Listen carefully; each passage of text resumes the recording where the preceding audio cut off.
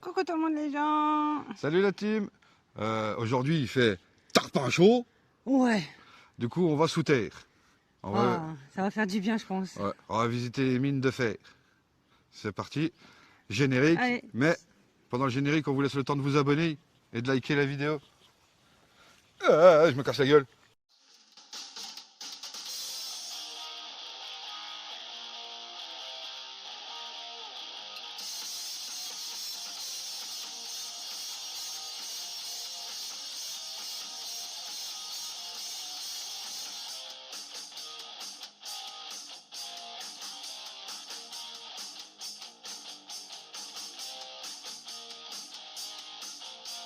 Très bien. On va pas rester très longtemps au soleil parce que mine de rien, malgré cette heure-ci, eh bien, ça commence un petit peu à chauffer. Je vous invite simplement à regarder le panorama qu'on a sous les yeux. Vous avez la vallée de la Moselle en contrebas. Alors on n'aperçoit pas la Moselle, mais on devine le surcreusement qu'elle a provoqué.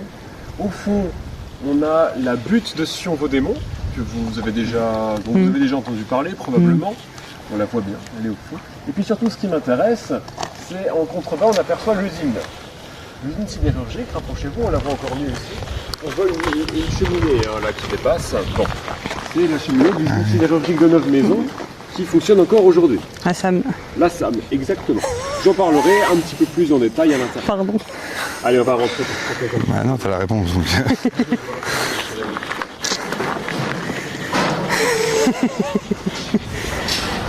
Tout ce qu'elle aime. Oh putain. De l'endroit où on se trouve.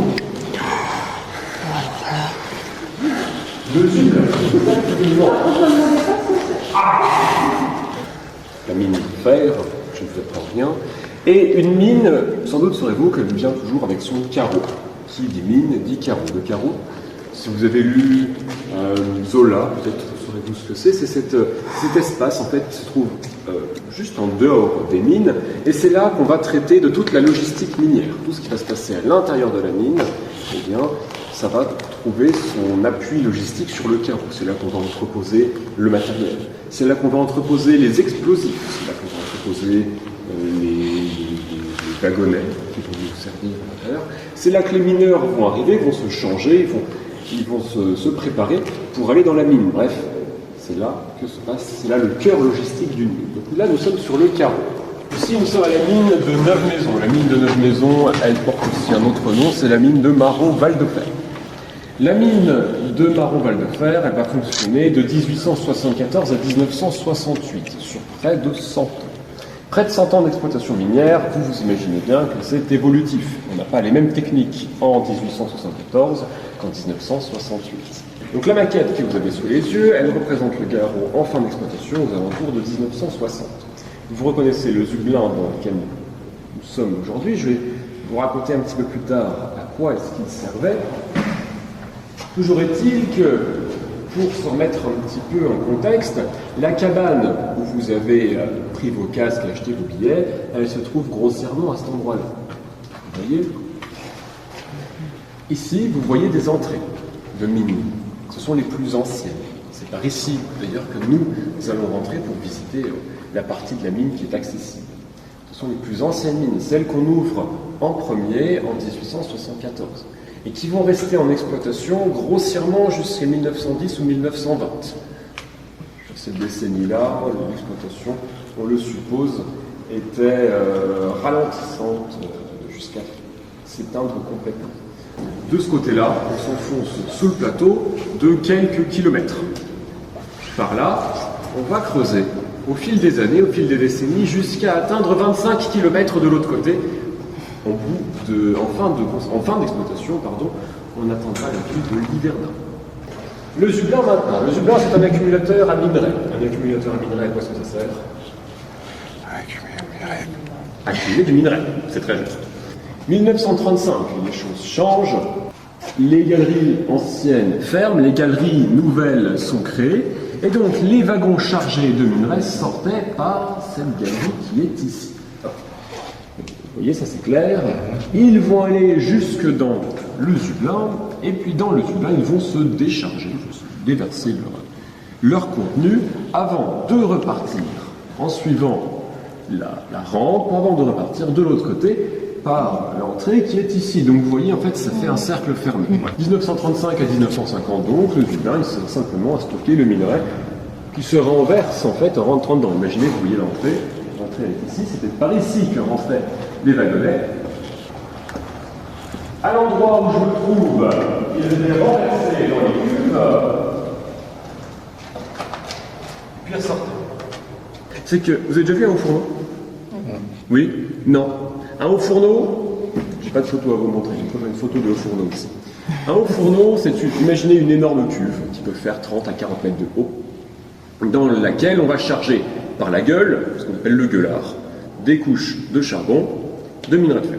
De charbon, de minerai de fer.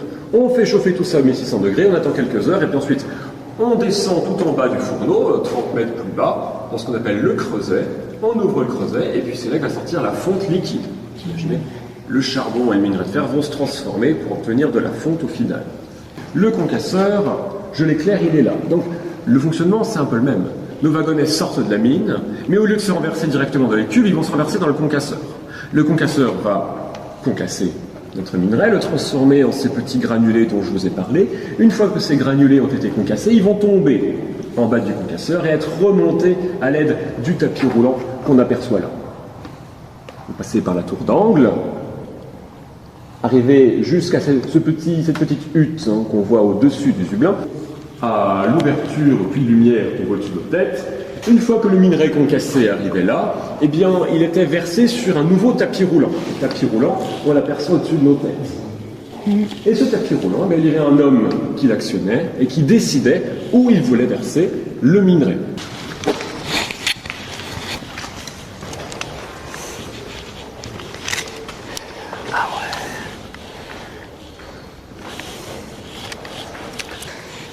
Mais du coup, ça c'est le minerai de fer concassé ou quoi? Oui, celui-ci a été concassé, mais celui-ci se trouve être de mauvaise qualité.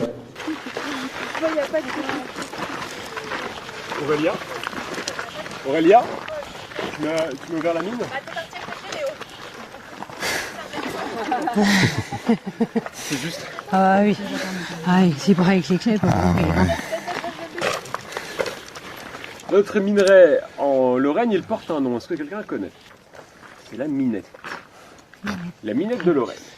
Un morceau comme celui-ci, que je le mets dans un haut fourneau, eh bien il n'y a que la partie supérieure là qui va me fournir de l'acier.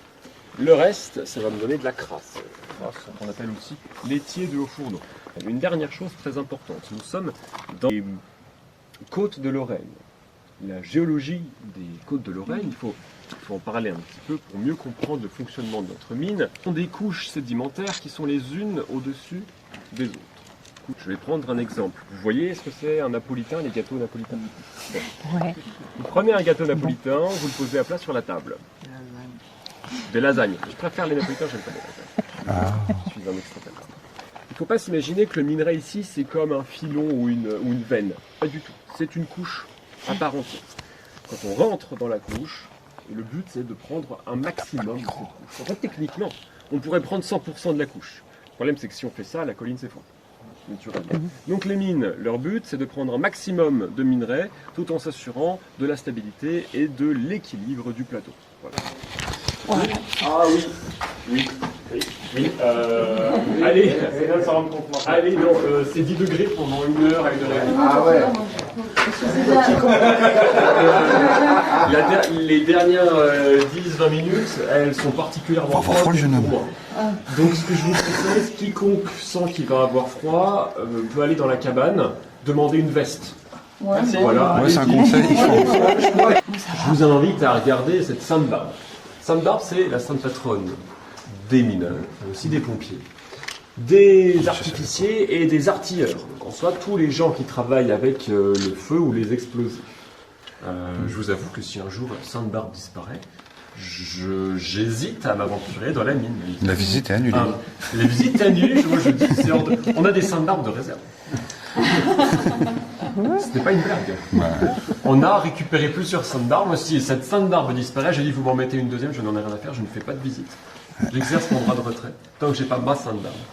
En fait, cette période-là, de fin novembre, début décembre, ça correspond à une période de quelques semaines où les hauts fourneaux sont mis à l'arrêt. Un fourneau, il faut qu'il tourne en permanence. On ne peut pas l'arrêter, ça coûte beaucoup trop cher. Il y a tout de même un moment dans l'année, on va l'arrêter pour procéder à des opérations de maintenance. Et ça correspond en fait à cette fête-là. Voilà. Oh, mon pantalon, il va être dégueulasse. Non, ouais, j'ai mis un pantalon blanc, moi. Il est con, celui qui a mis un futal blanc. Nous sommes ici à ce que l'on appelle le front de taille. Voilà. Le front de taille, eh est-ce que quelqu'un peut venir me dire ce qu'il voit? Je torture quelqu'un un petit peu. C'est logique. Non. Madame, je sens que vous voulez être torturée. Ah oui, j'adore ça. Vous adorez ça. J'adore torturer les visiteurs. Donc, voilà. Les grands esprits se rencontrent. Dites-moi un petit peu, que voyez-vous devant vous? Eh ben, il y a 3 voire 4 couches. Très bien, effectivement. Il y a rouge, Oui, bleuté, oui, de nouveau rouge Oui. et rouge plus foncé en bas. effectivement. Notre minerai de fer, il va être exclusivement rouge. Ce qui est gris ici, ça va être exclusivement de la marne. Donc pour les mineurs, c'est pas intéressant. Pourquoi? Parce qu'en 1874, on est payé uniquement en fonction de ce qu'on va ressortir de la mine. Le salariat, ça n'existe pas. On n'est pas payé à l'heure, uniquement en fonction de ce qu'on ressort. Si par malheur, dans le wagonnet des mineurs, il y a autre chose que du minerai de fer, comme de la marne par exemple, le wagonnet n'est même pas trié, il est simplement jeté. Mieux vaut continuer plus loin. On est sûr que là, il n'y aura pas d'effondrement et on se retrouvera au milieu de la couche intermédiaire qui est la meilleure, et c'est celle qu'on cherche. Donc, les mineurs vont aller plus loin, et nous allons aller plus loin. Expliquer, j'espère que j'ai été clair. Super. Si vous avez des questions, n'hésitez pas à les poser, c'est avec plaisir que je les répondrai. Tu vois, c'est pas toujours bien d'être grand. Aïe, aïe, voilà pourquoi. Oh putain. Oh putain. Oh putain. Je suis pas une tortue ninja, moi. C'est la danse des canards. Il n'y a pas plus bas, j'espère. Aussi. Oh merde. Il y a beaucoup plus bas. C'est même assez haut, en fait, comme endroit. Alors, ici, nous sommes dans une galerie transverse. On va parler un petit peu de la structure de la ligne. Si vous regardez sur ma gauche, vous voyez la galerie principale. C'est celle dans laquelle nous étions. Elle est bétonnée au sol et elle est équipée d'agglos sur les parois. Ces agglos-là sont d'époque. Je vous ai dit que la galerie La 16 est exploitée en 1920. À cette époque-là, on va la transformer en poudrière pour mettre la poudre et les explosifs à l'abri. C'est la colonne vertébrale de la ligne. De part et d'autre de la galerie principale en particulier, on va faire partir des ramifications, un peu comme des branches d'arbres, qui vont servir à exploiter un maximum de minerais dans la concession que le propriétaire de la mine, en fait, aura loué à l'État.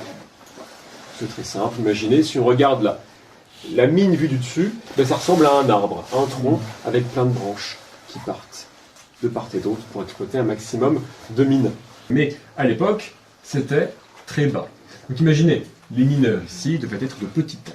Un homme comme moi, comme vous, monsieur, eh bien, n'aurait pas pu travailler dans la mine. On aurait pu être mineur de jour, donc travailler sur le carreau. On aurait pu être sidérurgiste, sans problème, travailler dans l'usine, mais pas mineur de fond. Il faut être petit. Je dis bien un homme de petite taille, pas de femme, pas d'enfant. On est en 1874, donc on est 4 ans après, pour nous les Lorrains en particulier, moi en tant que Mosellan, ça me tient particulièrement à cœur. Vous étiez allemand. Nous étions allemands. Nous sommes 4 ans après la perte de l'Alsace et de la Moselle dans la guerre franco-prussienne. Il va falloir une solide génération de soldats pour aller botter les fesses des Prussiens et reprendre le territoire conquis. Ça va être la Première Guerre mondiale. Maintenant imaginez, si ces soldats à l'âge de 20 ans ils crachent jaune, parce qu'ils sont dans la mine depuis qu'ils ont 4 ans et demi, ça va être compliqué de gagner cette guerre. Donc on va protéger les enfants. Ensuite, à cette époque-là, la France, c'est le premier pays d'Europe à faire sa transition démographique. C'est même le premier pays du monde, en fait. La transition démographique, qu'est-ce que c'est? C'est le passage d'une démographie d'ancien régime, où on a 6 à 7 enfants par femme, à une démographie industrielle, où on n'en a que 2. Donc on se pose des questions. Pourquoi diable est-ce que nos Françaises font peu d'enfants, alors que les voisines en font encore plein? Et pour pallier ce qu'on croit être un problème, eh bien, on va lancer des politiques natalistes. Et ces politiques natalistes vont viser à empêcher les femmes de travailler dans des emplois trop difficiles comme la mine ou l'industrie lourde, de manière à les protéger et relancer la natalité. Donc voilà pourquoi on n'a pas de femmes et pas d'enfants. Pour autant, de précision, quand je dis pas d'enfants, c'est à partir de 12 ans. 12 ans pour travailler sur le carreau, 14 ans pour travailler dans la mine, au fond. Putain, je suis une tortue ninja.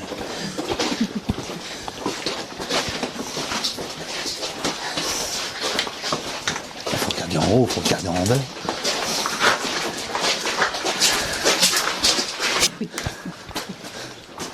Et déjà tête.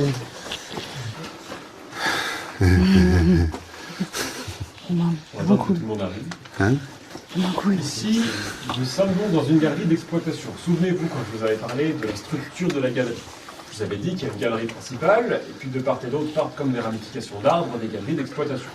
Derrière vous, la galerie principale, qui est couverte de béton, et la galerie d'exploitation, qui part de cette dernière en suivant un angle de 30 à 40 degrés.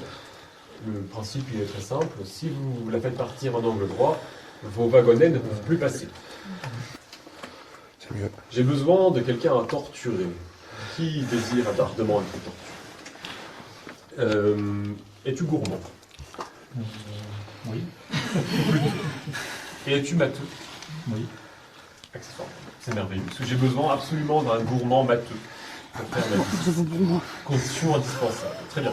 Ça tombe bien parce que je suis aussi un gourmand. Et il m'arrive régulièrement de manger des hamburgers. Et quand je mange un hamburger, j'ai un problème. Je commence à dévorer goulûment l'objet. Quand, de l'autre côté, la garniture fout le camp. On est d'accord? Ça nous arrive tous. Mais heureusement, il y a une façon de procéder de manière à empêcher ce malencontreux désagrément. Comment fait-on? Vous prenez un pic, vous le plantez au milieu, et là vous êtes sûr que votre hamburger il tient. Imaginez.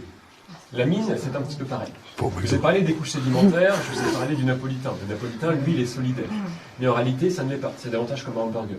Si vous laissez ça à plat, il n'y a pas de problème, ça tient. Si vous commencez à le déguster goulûment, eh bien c'est là que vous avez un risque d'effondrement.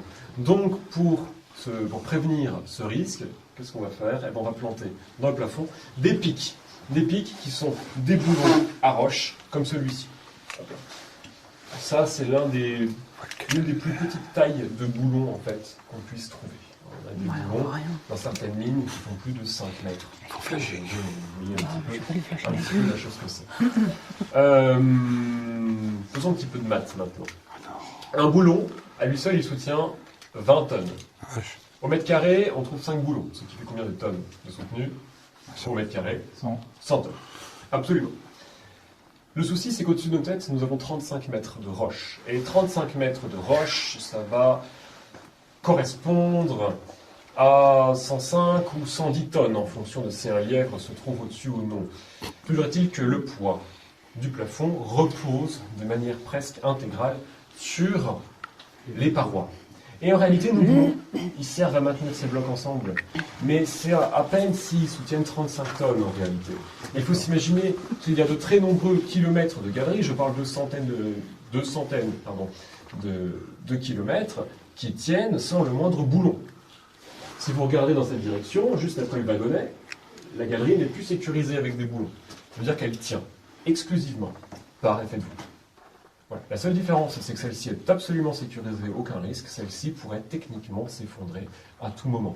Garde de triage. Si vous regardez au sol, vous avez 2 paires de rails, 2 voies, qui sur une trentaine de mètres, se sont dédoublées. Si on regarde par là, la voie est unique. Si on regarde par là, elle l'est aussi. C'est uniquement sur cette distance qu'elle est dédoublée. Quelqu'un a-t-il une idée? Absolument. C'est pour faire se croiser les wagonnets. On appelle ça la gare de triage. Vous savez, c'est comme dans les gares SNCF. Normalement, une voie, une ligne de chemin de fer, c'est une voie qui va dans un sens et puis une qui va dans l'autre. Un wagonnet ici, on appelle ça un TASA. TASA, c'est le nom de l'entreprise qui l'a créé, et par métonymie, ça devient le nom de l'objet, comme Tupperware. Voilà pour ça. Un TASA vide, il pèse 200 kg, rempli, il avoisine la tonne. Les moyens de traction dans les mines, c'était les chevaux. au 19e siècle jusqu'aux années 10. Concernant, ils vont être remplacés par des locomotives électriques, des petits trains. On estime qu'un cheval pouvait tirer 4 à 5 wagonnets maximum. Les chevaux, rassurez-vous, pouvaient sortir de la mine. Ils travaillaient par tour de 12 heures. Alors, si ça ne marche pas dans un sens, il faut essayer dans l'autre. Comme il est un petit peu vieux, vous pouvez voir, ça peut arriver qu'il se bloque.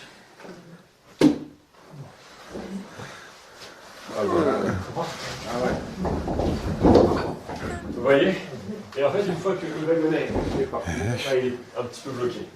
Une fois que le wagonnet est mis en branle, eh bien, vous pouvez beaucoup plus facilement le faire bouger. Donc à la rigueur, si votre cheval a du mal... Ici, ok. Ah non, c'est bon.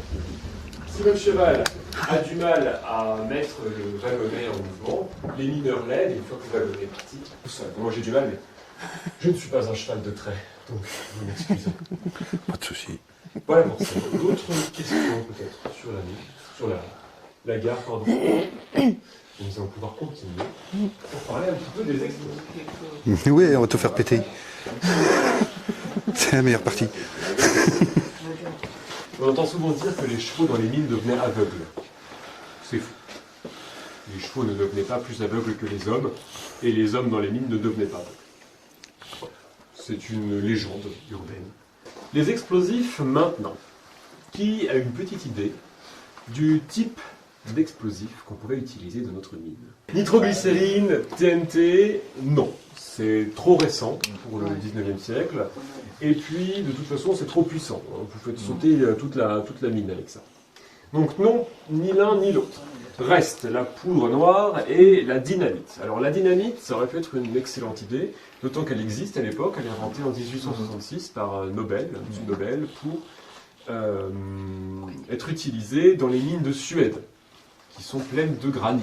Donc quand on veut faire péter du granit, la dynamite, c'est pratique. Vous avez déjà touché du granit. Le granit, ça fait pas ça. Ça, c'est caractéristique d'une roche qui est très friable. Et notre minerai de fer, il est très friable. Ce qui fait que si vous mettez de la dynamite dans nos mines, en fait, la mine risque de vous tomber dessus. Vous risquez de partir toute la galerie. Donc non, on ne va pas pouvoir utiliser de dynamite non plus. La dynamite, elle peut être utilisée quand il s'agit de foudroyer la galerie, donc de la faire s'effondrer complètement une fois que l'exploitation a été faite. La poudre noire. Et c'est bien la poudre noire qu'on utilisera. Faire un forage pour placer les charges de poudre noire, c'est très simple. On va utiliser cet outil qui est là. Cet outil, c'est une mèche. C'est très simple. Bon, l'outil est un petit peu vieux. Quelqu'un veut manier. C'est l'occasion d'utiliser une perceuse manuelle du 19e siècle. C'est pas tous les jours qu'on a cette occasion-là. Non. C'est la chignole, quoi. Ben ça d'abord, c'est la mèche. La mèche, après, il y a le... La chignole, oui. On appellera davantage le vilebrequin. D'accord. Un vilebrequin, c'est très simple. Par-dessus, vous rajoutez votre vilebrequin. Mais là, ça ne suffit pas. Il vous manque de la pression. Il faut de la pousser. Voilà. Donc vous prenez cette barre-là, qui est dotée de trous. Voilà, normalement, vous la plantez dans le sol. Il faudrait vraiment que je fasse un trou ici. Parce qu'à chaque fois, ça ripe. Vous la plantez dans le sol. Hop là. Vous appliquez une forte poussée. Voilà, et puis hop, après, vous pouvez... Et puis heureusement, il y a Parkside maintenant. C'est ça. Voilà. Vous pouvez forer, et normalement, ça marche bien. Je préfère mes walks. Alors, il vous faut un trou d'une vingtaine de centimètres de profondeur. D'accord. Ça va vous prendre 40 minutes à forer. Là, pendant que vous creusez vos trous, vous ne sortez rien. Donc, vous n'êtes pas payé. Ça, vous avez intérêt à avoir un fort rendement après, en récupérant beaucoup de minerais après le tir. Vous avez creusé vos 5 trous, ça vous a pris un certain temps. Vous avez réussi. Vous mettez dedans des charges de poudre noire qui sont toutes équivalentes. Il n'y en a pas une qui est plus puissante que l'autre. À ces 5 charges, vous mettez donc 5 mèches que vous allez allumer séparément. Ces 5 mèches, elles font des tailles différentes, de la plus petite à la plus grande. À votre avis, laquelle allume-t-on la première? Voilà. Donc vous commencez par la plus petite, vous finissez par la plus grande. Comme ça, vous entendez distinctement les 5 explosions et vous êtes sûr que votre tir a été parfaitement réalisé. Il n'y a plus qu'un problème, le plan de tir est sécurisé. Sur 12 heures. Sur 12 heures, c'est une question aussi à laquelle je n'ai pas de réponse précise. Mes estimations, qui sont celles de la plupart des gens, ce serait de 5 tirs par jour. Je pense que c'est un ordre de grandeur qui est plausible. Peut-être plus, peut-être moins. Je pense qu'on peut rester sur 5 à 6. Il y avait combien de mineurs en tout? Sur notre mine, Ouais. on en avait entre 200 et 600 en fonction des D'accord. années. Ça évolue. Normalement, nous sommes les seuls dans la mine. Mais on peut quand même tendre l'oreille. Mais j'entends personne d'autre. Donc le groupe de 11 heures n'est soit pas parti, soit n'est pas proche de nous. Mais imaginez que nous ayons des gens à proximité de nous, juste à côté. En fait, on ne les entendrait pas. Parce que le minerai de fer, ici, il ne porte pas l'écho. Vous m'entendez plutôt bien, mais en fait, si je vais me mettre à 50 mètres de là et que je parle, vous entendrez quasiment rien. Le son porte très mal dans ces galeries. Donc imaginez, déjà le son porte mal, mais en plus, vous avez des gens qui travaillent, vous avez des wagonnets qui passent, tirés par des chevaux. Vous avez plein de choses comme ça. Si je provoque un tir, le tir est imminent, je vais vous prévenir et que je me contente de crier, vous n'allez rien entendre du tout. C'est là qu'une équipe finit de travailler, elle passe par là, elle passe devant mon plan de tir et elle finit en marmelade dans le mur à son tour. Pour éviter cela, on va utiliser un outil comme celui-ci. Bouchez-vous les oreilles. Attention à tir! Je vous assure qu'à la cabane, ils nous ont entendus. Allez, on peut continuer. Avec ça, la poudrier. Je vais aller là. On va t'en faire péter. Non, c'est encore plus... je veux dire plus simple, mais le mineur, il est pionnier. Partout où il est le premier à être. C'est-à-dire que vous pouvez avoir les meilleures installations possibles, elles sont toujours derrière lui. Donc il va lui falloir en systématiquement sa lampe. Encore aujourd'hui, on a des méthodes d'éclairage merveilleuses, mais le mineur a toujours sa lampe sur le bras, parce qu'il est pionnier. L'électricité, elle arrive en 1901. Donc en 1901, on commence à installer un éclairage électrique, déjà dans les galeries principales, et puis ensuite poursuivre les mineurs jusqu'au chantier. Quelle profondeur? Ici, on a 35 mètres de profondeur. Toujours à plat? Toujours à plat. Ah, toujours à plat. d'accord. Toujours à plat. Tu vois, c'est pas Dans comme notre le mine, charbon. là. Ouais. En fait, ça va évoluer avec le temps. Si vous regardez autour de vous, nous sommes dans une galerie boisée. Donc, la galerie boisée, c'est une reconstitution d'une galerie principale telle que vous pouvez en trouver en 1900, aux alentours de 1900, en fait, de 1880, si vous voulez, de 1974 jusqu'à 1920. C'est toujours le même type de boisage qu'on va effectuer. Je vais me casser la gueule. Oui, toi aussi. Alors, les mineurs. Beaucoup s'imaginent que c'était des galériens. En réalité, il n'en est rien. Ce n'étaient pas du tout des galériens, c'était des artisans. Au même titre que l'étaient les forgerons, les maréchauffeurs, les charpentiers, etc. etc. On se remet dans un contexte de 19e siècle, de 1874. Accessoirement, c'est lui qui va payer tout le gros chantier. Il met en place les voies de chemin de fer, le carreau, l'usine. Tout ça, c'est le propriétaire, c'est celui qui a le capital d'investissement. Pour mettre sa mine en exploitation, il va reposer sur des équipes de mineurs qui pour l'instant ne sont pas ses salariés, mais qui fonctionnent davantage comme des sous-traitants. Votre patron, il va appeler un mineur artisan qui va venir avec ses manœuvres. 1, 2, 3 manœuvres pour certains. Il faut se dire que le mineur, c'est quelqu'un qui a du capital. Comme tout artisan, il a ses outils. Pioche, foreuse, tout ça. C'est lui qui va payer. Mais c'est aussi lui, du coup, qui va se payer ses propres explosifs, tout ce dont il aura besoin pour procéder au feu, tout ce dont il aura besoin pour sécuriser son chantier. Donc, le boisage, c'est lui qui se paye. Il se paye tout. Mais c'est normal, parce qu'en fait, imaginez que ce mineur-là, c'est une entreprise. Voilà, le patron de la mine va sous-traiter le travail à une entreprise qui est dirigée par un mineur, comme nos artisans aujourd'hui. Voilà. Donc le mineur, c'est pas du tout un galérien, c'est un vrai artisan qui connaît son métier et qui est capable de faire à peu près tout. Là, on est vraiment au 19e siècle. Visiblement, ce n'était pas le cas des mines de charbon. Pour les mines de charbon, c'était un peu plus davantage des galériens, et je veux pas trop m'avancer parce que je ne connais pas. Je suis guide de mine de fer, pas de mine de charbon. Par exemple, les mineurs sont les premiers travailleurs français à obtenir les 3-8. Ils les ont en 1909, soit 10 ans avant le reste du prolétariat ouvrier. Les autres devront attendre 1919 pour l'avoir. Ce n'est qu'un exemple. Si vous n'avez pas d'autres questions, moi j'en ai une pour vous. Qu'est-ce qui est absolument nécessaire pour travailler dans une mine? La lumière. La lumière. En 1874, on s'éclaire à la lampe à huile. Et quand on s'éclaire à la lampe à huile, ça ressemble à ceci. Ah ouais. Voilà. Maintenant, faites la différence entre le minerai de fer et la marne. Si jamais vous ressentez autre chose que du minerai de fer dans votre wagonnet, vous n'êtes pas payé. Bon courage. Voilà.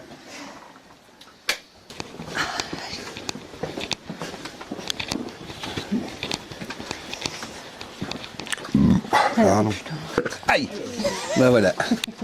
Et, Voici d'accord. le musée. Alors, dans le musée, vous allez trouver tout un tas d'outils qui sont représentatifs de 100 ans d'exploitation dans nos mines de fer. Vous vous souvenez, je vous ai parlé de la frise chronologique au début.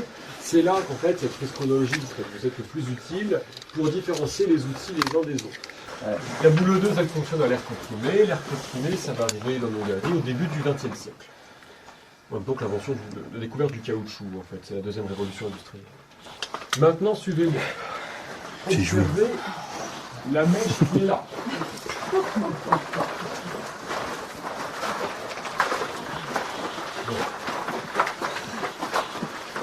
La mèche qui est là, c'est un peu comme un dinosaure.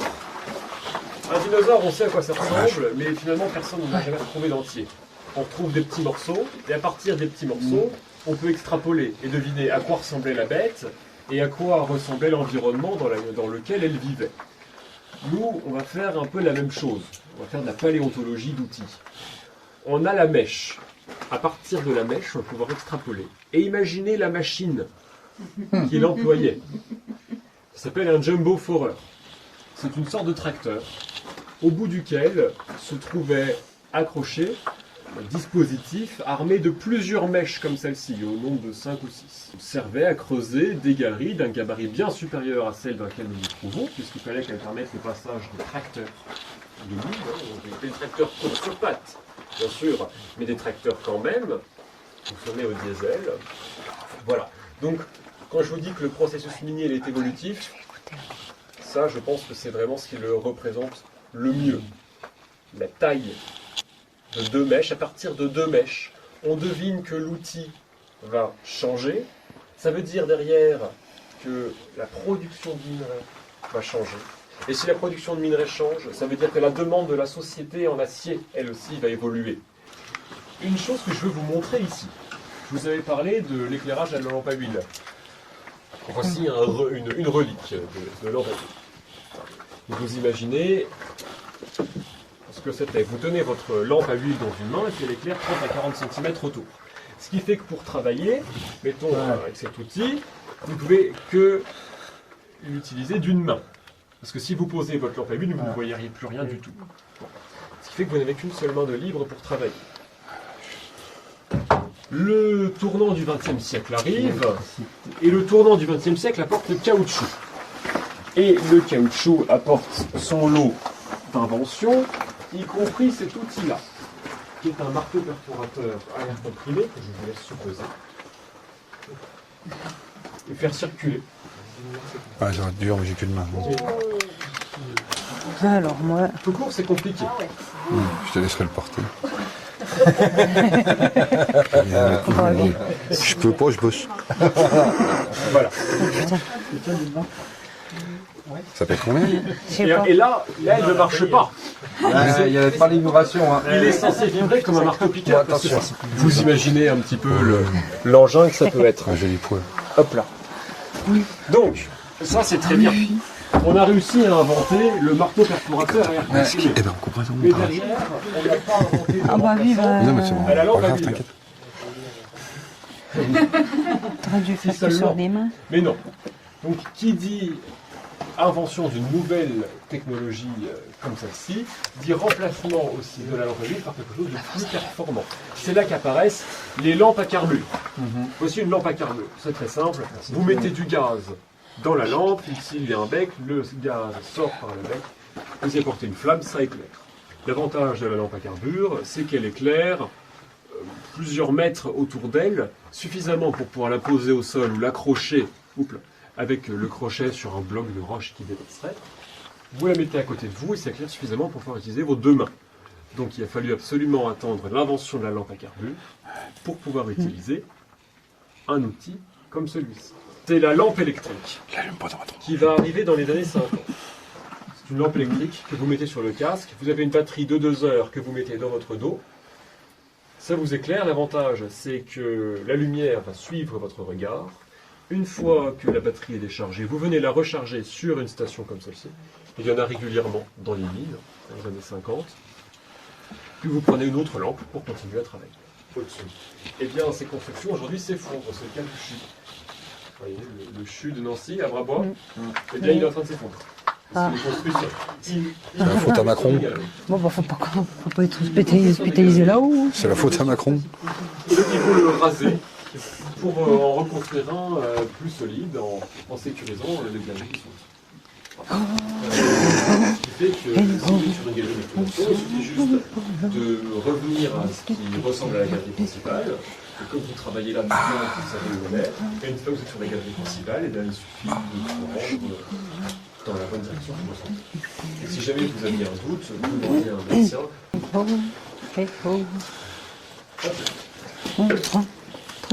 Cet objet-là, cette structure-là, la tour Eiffel. La tour Eiffel a un surnom. La dame de fer. La dame de fer. Il y a dans le jargon minier. Cette machine-là s'appelle aussi une dame de fer. C'est comme ça que les mineurs la surnommaient. Alors, son fonctionnement c'est très simple. Ce sont des poutres d'acier qui sont empilées les unes au-dessus des autres, à un endroit où là, le plafond pourrait menacer de s'effondrer si on mettait autre chose comme du bois. Ça fait plus d'un siècle qu'elle est là, elle tient toujours très bien. Il n'y a pas de crainte quant à cela. Je vous ai parlé de Tour Eiffel. Quelqu'un a une idée de pourquoi? L'oxydation. Non. La Tour Eiffel ne craint pas particulièrement l'oxydation, vu comme elle est entretenue. Parce que le minerai vient d'ici. Ah! Parce que le fer vient du coin. Effectivement. Quand Eiffel crée la Tour connais mon Eiffel, pays, eh bien, du fer en Lorraine, on ne trouve pas, du fer en France, on ne trouve pas partout. Je vais donner la réponse. On le trouve principalement en Lorraine, autour de Nancy, et puis un peu en Normandie aussi. Ce sont les principaux gisements. Le plus pratique à exploiter, c'est la Lorraine. Le secteur de Nancy, à l'époque, je vous rappelle que de Metz à Luxembourg, naturellement, on ne peut pas exploiter, parce que c'est encore en Germanie. Donc on va extraire ici, en particulier à une mine qui se trouve à 5 km de nous, c'est la mine de Ludre. Extraire à Ludre le plus gros en fait du minerai de fer qui servira à faire la Tour Eiffel, et puis un petit peu dans la mine de Marenval de Fer, et puis un petit peu aussi dans les mines et concessions environnantes. Donc il y a une certaine chance qu'une partie du fer de la Tour Eiffel provienne de l'endroit même où nous trouvons. Ce ne serait pas impossible. Voilà, je n'en suis pas sûr, ça ne se vérifiera jamais, mais ce serait techniquement possible.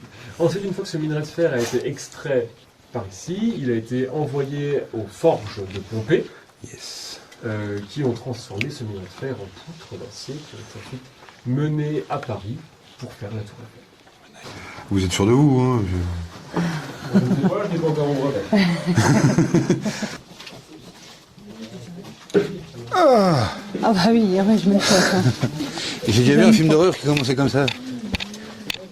J'aime pas. Aïe! Ça va les petits? Hein? Ça va les petits? Je veux sortir. Puis là, je vais me faire tirer la patte, là, comme dans The Descente. Tout le monde va bien? J'arrive. C'est Au plutôt... revoir. Vous vous souvenez du groupe qu'on entendait Aïe. là-haut? Putain, On va essayer de les entendre. que dalle. Que dalle. Vous avez des distances qu'on entend? Ceux Pardon. dehors, on les entendrait comme... Pardon. Sans trop de difficulté. Monsieur, galerie de secours ou galerie principale? Galerie de secours ou galerie principale? Galerie principale. Allez. Ouais. Vous êtes sûr, hein? Parce qu'on peut parier avec ça. Attention, attention. Aïe, putain.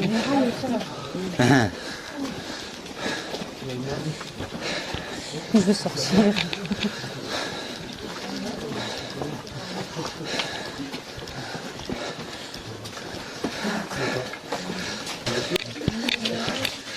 Mimi Mathilde aurait pu penser aux invités. Pas à l'aise.